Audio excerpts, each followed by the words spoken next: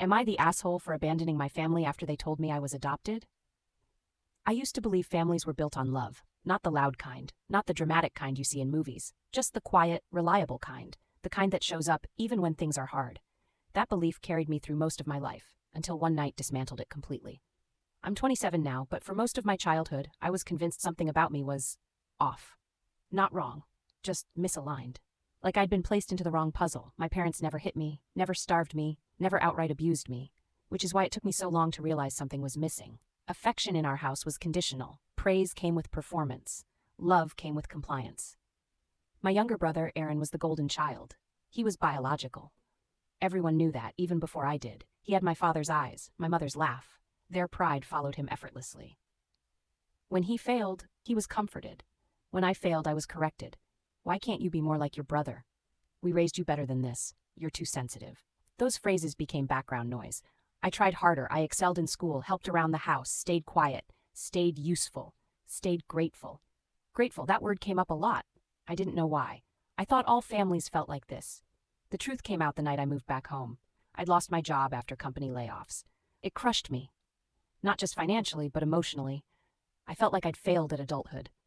Moving back felt like regression, like proof that I wasn't enough. The tension started immediately. My parents treated me like a temporary inconvenience. Not cruel, but distant, like I was disrupting a routine they'd perfected without me. One night during dinner, my mother snapped. "You always do this," she said sharply. "You take, and you never appreciate what we've done for you." Something in her voice felt different. I asked what she meant. She froze. My father put his fork down slowly, like he already knew what was coming. "Maybe it's time," he said quietly. My stomach dropped. "Time for what?" My mother sighed, rubbing her temples like I was exhausting her. "You're adopted. That was it." No pause. No softness, no preparation, just a fact dropped like a stone into my chest. I laughed at first, because it sounded ridiculous. Then I saw their faces. My mouth went dry. I asked questions, too many, too fast.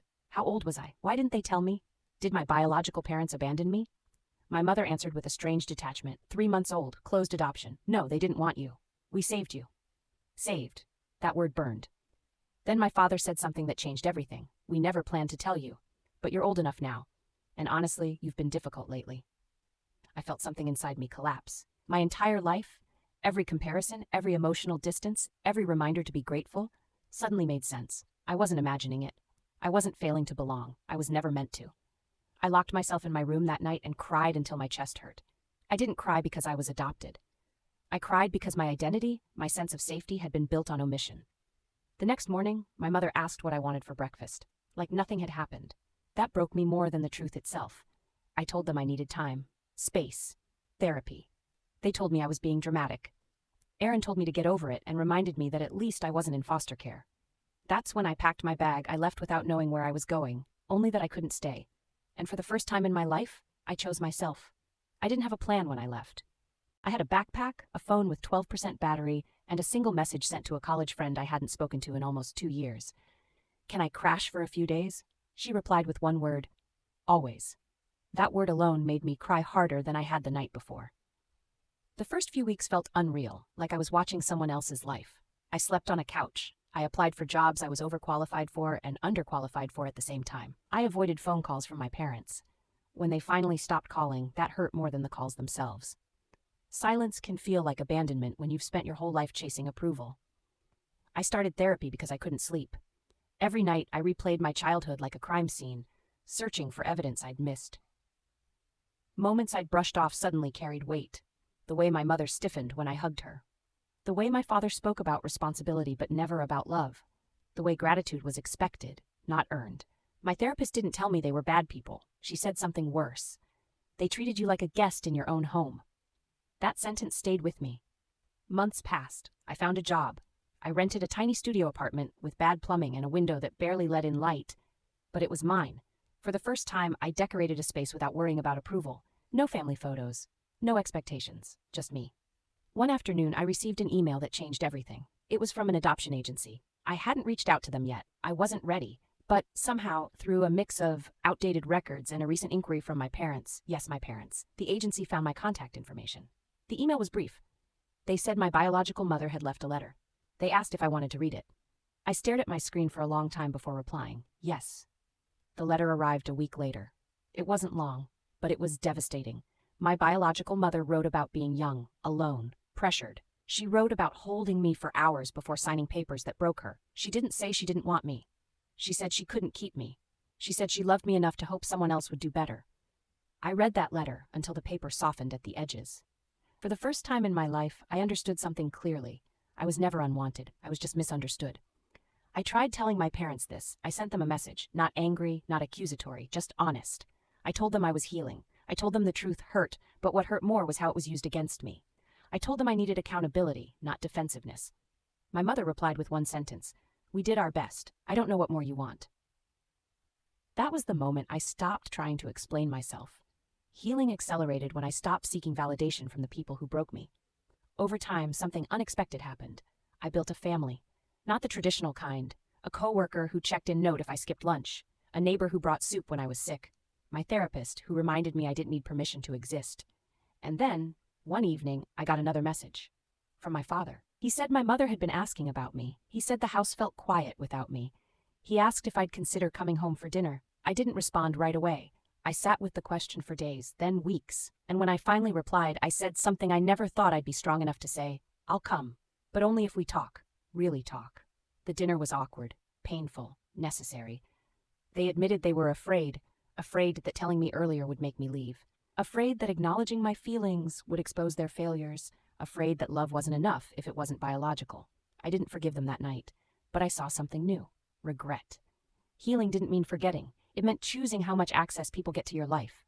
We're not close now, not like before. But we're honest.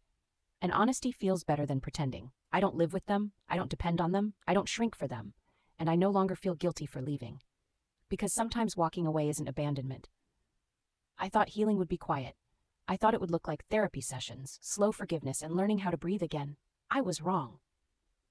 Healing came disguised as opportunity. About a year after I left my parents' house, when my life had finally settled into something stable but small, I got an email that didn't feel real. It was from a company I'd admired for years. One of those names people whisper with respect in my industry. The kind of place you assume only prodigies or people with connections get into. I almost didn't apply. Old habits die hard. The voice in my head still sounded like my mother's. "Don't get your hopes up," but my therapist had challenged me to stop rejecting myself before the world had a chance to. So I applied.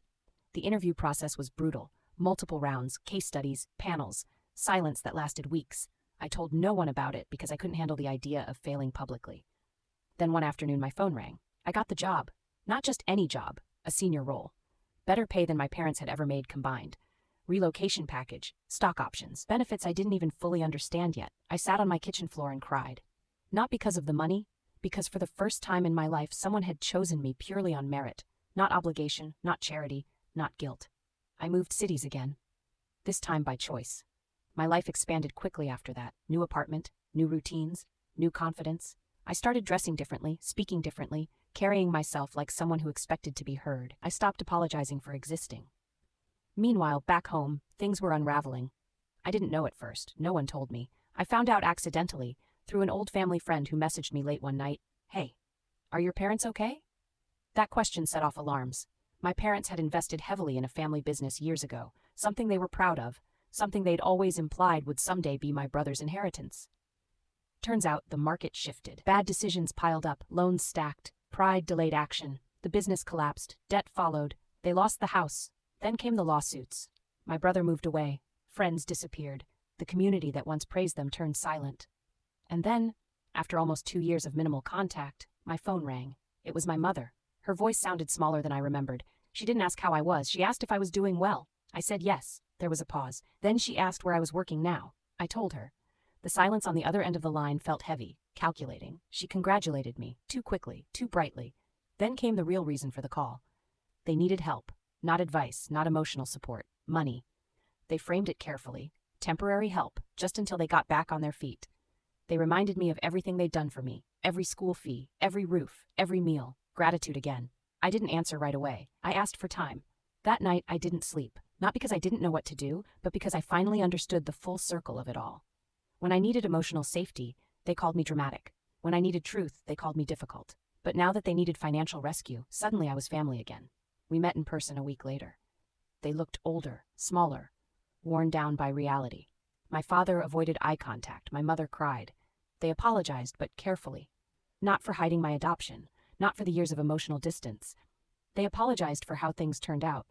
That distinction mattered. They asked if I could help cover some debts, co-sign a loan, just until things improve. I listened quietly. Then I said something that surprised even me. I can help, I said, but not the way you want. They looked relieved too quickly. I told them I wouldn't give them money directly. I wouldn't co-sign anything. I wouldn't sacrifice my future to save their pride. But I offered something else. I would help them budget, connect them with legal aid, pay for therapy, help them downsize responsibly. Support, not rescue. My mother cried harder. She said I was punishing them. I shook my head. I'm protecting myself, I said. That's something I had to learn without you. They left upset, disappointed, and for the first time, I didn't chase them emotionally. Weeks passed. Then eventually they accepted my terms. Slowly, painfully, they rebuilt. Smaller, humbler, quieter, and something shifted between us. For the first time, they didn't see me as the grateful adopted child. They saw me as an equal. Now, years later, my life is full in ways I never imagined. I'm successful, yes, but more importantly, I'm secure.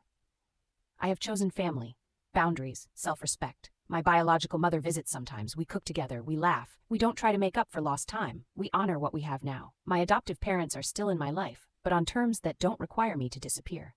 So when people ask me now, aren't you the asshole for leaving when they needed you most? I answer honestly. I didn't leave when they needed me. I left when I needed me. And because of that, when they finally came back, I was strong enough to decide what help actually looked like. Sometimes it's survival,